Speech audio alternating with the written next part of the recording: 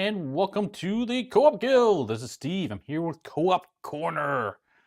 I'll say hi to a lot of people here. So hi, Kim. Yes, Kim is actually wrote today, so nice to see you here. Derek, nice to see you, of course. How's it going? Hey, Dom. Hey, Tim. So lots of friends here tonight.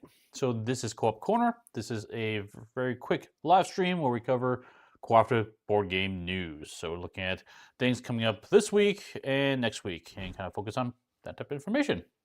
Hey, Brad, how's it going? Okay. So let's go ahead and start the fun. Got quite a few games to talk about now. I'm going through this fast, but if you have questions, let me know. I am watching the chat. We can pause and talk about anything you have. Okay. First game to talk about is Morrison Game Factory. This is currently on Kickstarter. This is a narrative escape room puzzle adventure game. So if you're familiar with like the series of Unlock or I forgot the other one that's really popular. That's the one you destroy. A lot of those escape room games. This along that lines, it is a one and done game. This is meaning that once you play through it, you're kind of done with it because you know the answers. It's going to take you about 4 hours. It's fully cooperative. It's got a fun little, I don't know, old school, old-timey vibe. It does use electronics in part of the solutions. So everything you do to solve it is with manipulatives, like things in the box, but you do go out there. I do recommend taking a look at Mike's video. He doesn't spoil anything, so you can feel free to watch it. And he kind of talks a little bit about it in a little more detail about this one. But, pretty cool one. So, hey, Lane, nice to see you here. You exit. Thank you, Tom. I couldn't. It's on the tip of my tongue. Thank you. All right, so that's the first one, Morrison Game Factory. Let's move on to another one. This one is a small box. And this one is technically 3 games in one campaign, but I'm going to focus on one of them specifically. So this one, I'm going to focus on Argonauts. So Argonauts is based upon the story, if you're familiar with the mythology. It is a 1-4 player co-op game, and it comes in a small deck box. And basically what you'll be doing is you're going to be creating a series of tasks, and the tasks are going to be stacked. You're going to stack the deck as you go through, like dealing with the sirens, Scylla and Charybdis, all those classic stories from that narrative. And you're going to be playing as teams of heroes and gods and activating their abilities to make it through each of the cards in the event deck. If you make it to the end, you win the game. If not, you can lose by failing a legendary boss. I think it's called like dragon level. Ame fails it. Or if you get to the end, if you don't have the proper resources, because you have to manage like the Argos, the population, and your food and stuff like that. So it's a kind of a quick resource management type game. So look, small box, definitely take a look at this one. So this is Argonauts on Kickstarter currently. The next one we'll talk about probably doesn't need much introduction because I think this is probably the hotness of the week. Marvel Dice Throne X-Men. This is, of course, from the Dice Throne. This is brand new content to that long line of series where you are playing kind of a Yahtzee type style game where you're rolling a bunch of dice and using those dice to activate abilities to defeat your opponents. This one is Marvel themed. Yeah, never heard of it. Yeah, right, Derek. So much Dice Throne, exactly. This is Marvel themed with X-Men. There already was an X-Men set. This is new though, because not only are you going to get 8 new X-Men heroes, you're going to have missions in the game. And the mission board makes it co-op specifically. So there was adventures before, missions is something new.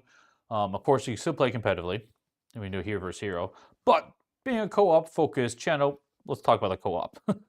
So the co-op is actually pretty cool. In this one, you're going to have, and here you can see the board on top there.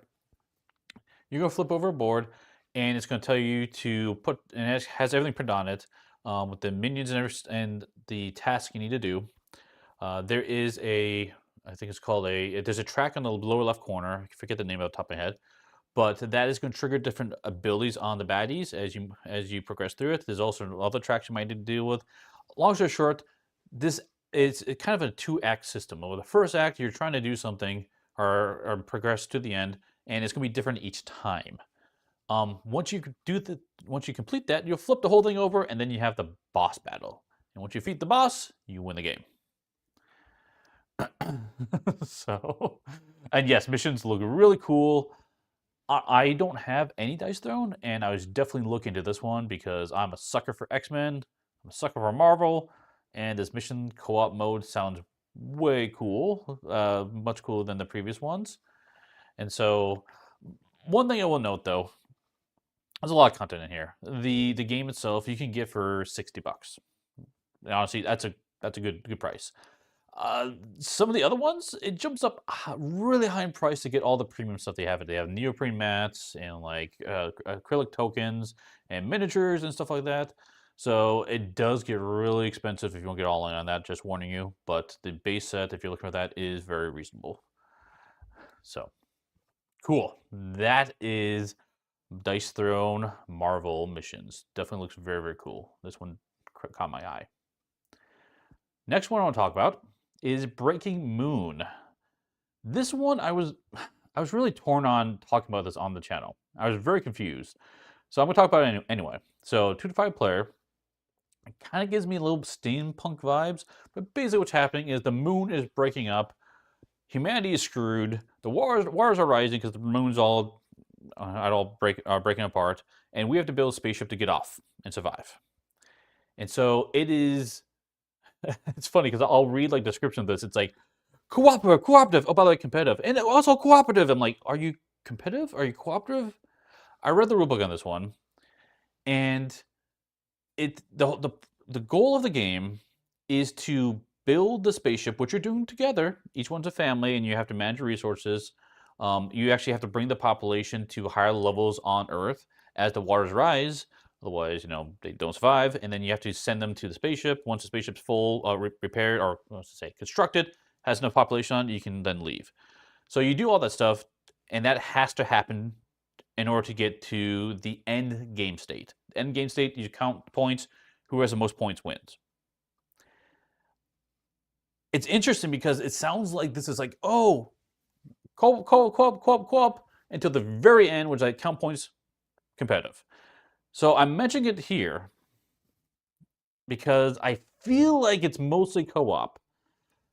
But warning everyone, it does have a competitive thing to it. And I'm not sure how competitive it is. I couldn't tell by the everything that's shown in this game if there's any take that or anything in it. It doesn't seem to be. It just seems like a straight up, Euro-based exchange resources for another type of resource. So, anyway, Breaking Moon. That sounds cool to you. You don't mind a competitive edge to your stuff, but mostly co-op play. This one probably might be looking into it. Okay. Yeah. So Dom's talking about that. Never played with the points. That's exactly how we play Legendary. We have a lot of Legendary. We play the game and completely ignore all the points.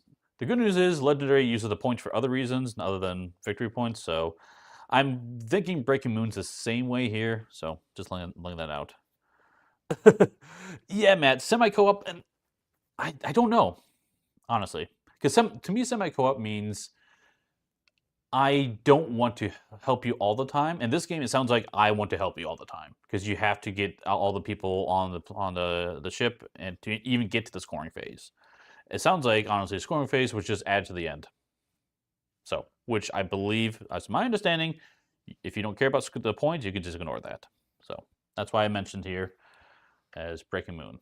All right, that's all stuff this week. Let's talk about some stuff coming next week. So, U-Boat. I just did a playthrough of this Monday. You can take a look at that one. This is coming back to Kickstarter. It was previously on Kickstarter. I backed the game. I played it. I absolutely love this one.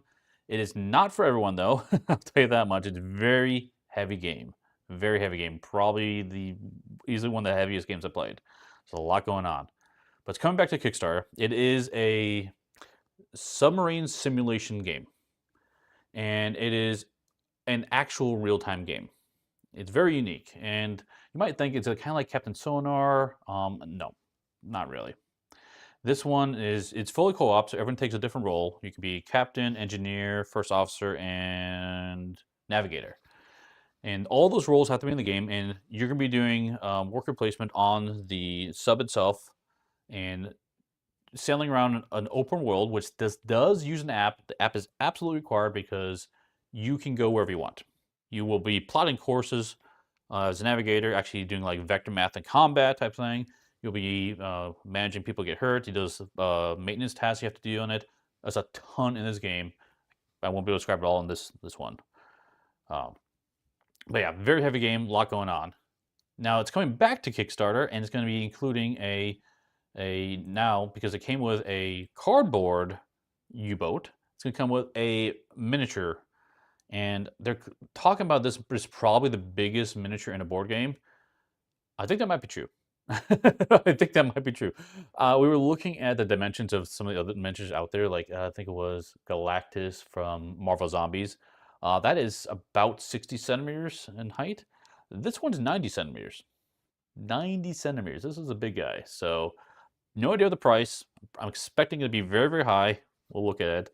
But I do know this game is very hard to find. So if you're at all interested in this, definitely check it out, because if it's anything like the first campaign, this is probably your best bet to get it. Probably best bet.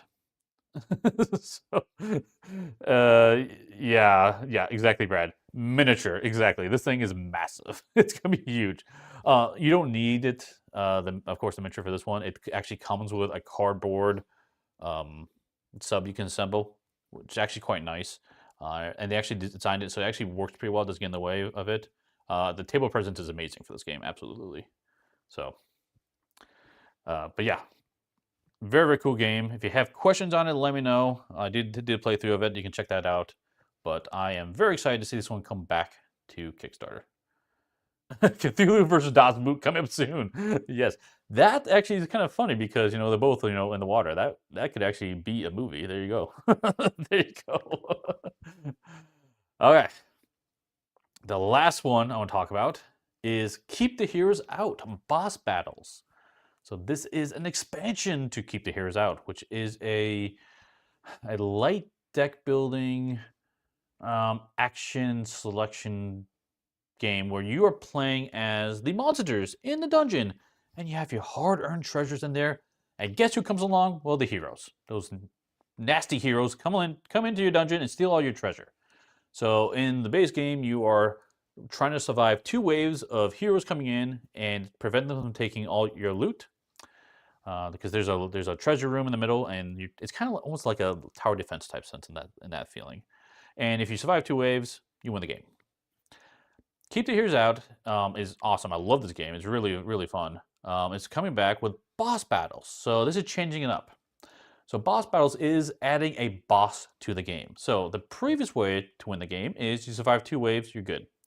And this one, the second wave, a boss will be activating and be doing some crazy stuff. Like this example here, they have a 2-headed giant, and he will be chucking the heroes. He actually throws them from one room to another room, which will make adding more to the puzzle.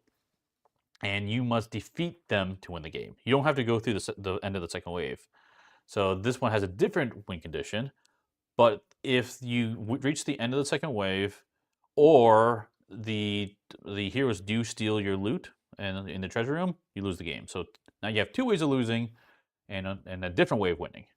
So this one looks really cool. Oh, the other thing that's really interesting about this is after you defeat the boss, you can unlock a pack of cards, open up, and then you can be able to play them as a new monster. So as you're going to play through this, you're going to be adding more player characters to choose from for your games. And this is going to be fully replayable, of course, like that. They are also adding squires to the game, which is going to help with the difficulty balance, because I know the game was tuned pretty high for difficulty, so that should help a lot. But this is coming to Kickstarter next week. I am talking with the designer, and we'll be planning to do some type of coverage for this one, so just tune in for that. And yeah, it's a good one. I would definitely recommend taking a look at this one. It is really fun. And exciting way to add characters, exactly. So yes, that is what I had to cover for today. Those games. I know we went through a lot in a short period of time, but hopefully that was good. I don't know if you have had any other questions. But yeah, Morgan Knight is a really good game. Definitely recommend that one. And the cool thing about the game too is the designer is a one-man band, in the sense that he does the design, he manages all the publishing, and he does all the art. He does everything. So very, very cool. Okay, guys, that is what I have for today. Like I said, if you have any questions or anything we talked about here, leave a comment down below, and I'll do my best to answer them. I should have links to all the games talked about already down there if you want to check them out or set reminders for yourself. And we'll be back in another 2 weeks to do even more news. I will mention real quick that this weekend is going to be Gamapalooza. So Derek from Kenji Stews is visiting, and we're going to have a lot more games coming this weekend. So thanks everyone for watching, and we'll see you next time. Bye-bye.